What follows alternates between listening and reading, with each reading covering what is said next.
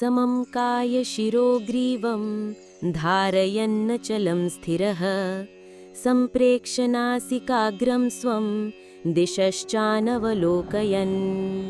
अर्थात योगी को शरीर, सिर और गर्दन को एक सीध में और अचल धारण करते हुए स्थिर होकर अपनी नासिका के अग्रभाग पर दृष्टि जमाकर और अन्य दिशाओं में न देखते हुए बैठना चाहिए।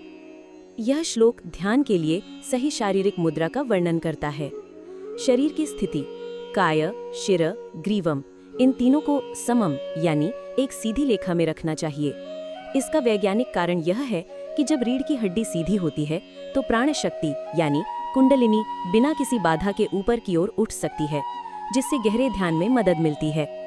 झुकी हुई मुद्रा में बैठने से आलस्य और नींद आती है। शरीर की स्थिरता धारयन अचलम स्थिरः। इस सीधी मुद्रा को अचल और स्थिर रूप से धारण करना चाहिए। ध्यान के दौरान बार बार हिलना डुलना मन की चंचलता को बढ़ाता है। दृष्टि की स्थिति संप्रेक्ष्य नासिकाग्रम स्वम। दृष्टि को कहाँ केंद्रित करें? नासिका अग्रम यानी अपनी नाक के अगले सिरे पर। संप्रेक्ष्य का अर्थ है अच्छी तरह से देखते हुए, लेकिन इसका मतलब घूरना नहीं है। आंखें आधी खुली आधी बंद होनी चाहिए।